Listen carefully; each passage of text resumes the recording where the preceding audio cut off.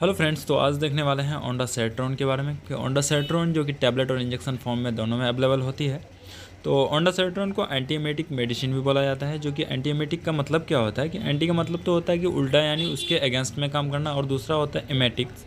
Emetics का मतलब होता है जो उल्टी का प्रोसेस जो होता है, वोमिटिंग का जो प्रोसेस होता है, उस प्रोसेस को रोकने का काम करता है, जिसको एंटी एमेटिक्स बोला जाता है, जो कि ओंडासेट्रोन है। ठीक फ्रेंड्स, देखने वाले हैं इसका यूज़ कि कहाँ यूज़ होता है, किस कंडीशन में, और ये किस तरह से काम करता है, और इसका किस किस कंडीशन में यूज़ करते हैं। तो टोटल इन्फॉर्मेशन देने वाले हैं इस वीडियो में। तो फ्रेंड, उससे पहले मैं बता दूं कि मैं अबरार आलम, और इस चैनल में जुड़ने के लिए बहुत बहुत धन्यवाद आप लोगों का। ठीक है फ्रेंड्स, तो बात करते हैं अब डिटेल में ओंडासेट्रोन। सबसे पहले जानते हैं हम लोग वोमिटिंग का रीज़न के बारे में कि क्यों आखिर वोमिटिंग आती है, या फिर कौन सा रीज़न है जिसके कारण वोमिटिंग आती है, तो ओंडासेट्रोन यूज़ किया जाता है। तो पहले रीज़न को जानने के लिए, एक तरह का क्या होता है कि मतलब केमिकल्स जो होता है, सेरोटोनिन केमिकल्स होती है हमारे बॉडी में, उसका जो स्राव होने लगता है ना, तो उस स्राव होने के कारण मतलब वोमिटिंग का फीलिंग आती है। ठीक, तो जिसके कारण मतलब वोमिटिंग होती है। उसमें और भी कुछ रीज़न अगर कैजुअली देखा जाए तो जैसे प्रेगनेंसी में भी वोमिटिंग होती है, और किसी को ब्रेन इंजरी हो जाता है, या फिर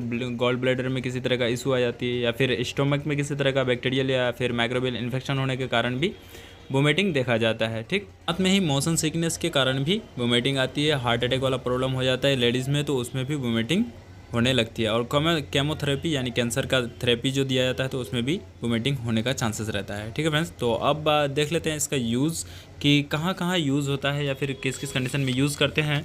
तो सबसे पहले तो सर्जरी के दौरान, जब सर्जरी किया जाता है तो उससे पहले, जैसे एनेस्थीसिया लगाते हैं तो उसमें वोमिटिंग आती है, तो उससे पहले ओंडासेट्रोन को यूज़ करा जाता है। और साथ में केमोथेरेपी से पहले केमोथेरेपी में क्या होता है, कैंसर का जो ट्रीटमेंट होता है, यानी उसमें जो थेरेपी दिया जाता है, तो उसमें भी इसका यूज़ करते हैं। उससे आधा घंटा या फिर 1 घंटा पहले ओंडासेट्रोन का इंजेक्शन लगाया जाता है। और साथ में ही रेडिएशन का ट्रीटमेंट होने में भी इसका यूज़ करते हैं। आधा घंटा या फिर 1 घंटा पहले इसको आईवी रूट से लगाया जाता है। ठीक है फ्रेंड्स, तो और साथ में कैजुअली ऐसे नॉर्मली वोमिटिंग किसी इन्फेक्शन के कारण, या फिर गैस्ट्राइटिस में भी जो वोमिटिंग हो जाती है, तो उसमें भी इसका यूज़ करते हैं।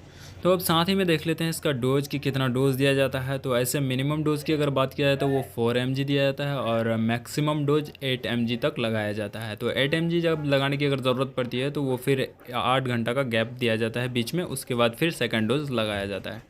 ठीक है फ्रेंड्स, तो ये तो हो गया डोजेस। उसके बाद आते हैं कुछ इसका साइड इफ़ेक्ट है, उसको भी देख लेते हैं। साइड इफ़ेक्ट में जैसे कि अगर हेडेक होता है, या फिर डायरिया हो जाना, या फिर फीवर आ जाना, डेजीनेस होना, या फिर ड्रविसनेस मतलब नींद का प्रॉब्लम हो जाना। ठीक, नींद में ज़्यादा नींद लगना, या फिर नींद कम हो जाना, तो इस तरह का अगर प्रॉब्लम होता है, ये कुछ साइड इफ़ेक्ट्स हैं इनके, तो फिर डॉक्टर से कंसल्ट करने की ज़रूरत है। और बात करें कुछ अवॉइड करने की चीज़ कि कब कब इसको यूज़ नहीं करना चाहिए, तो सबसे पहले एरिथेमिया का जो पेशेंट होता है, एरिथेमिया में क्या होता है कि किसी का हार्ट बीट कभी ज़्यादा हो जाता है, कभी लो हो जाता है, तो इस तरह का जो पेशेंट होता है तो उसमें इसका यूज़ नहीं करा जाता है, उसे अवॉइड करना चाहिए। और साथ में ही लीवर का अगर कोई पेशेंट रहता है तो उसको लोअर डोज दिया जाता है, यानी बहुत कम डोज इसका यूज़ करा जाता है। ठीक है फ्रेंड्स, तो आई होप ये वीडियो आपके लिए नॉलेजफुल रहा होगा।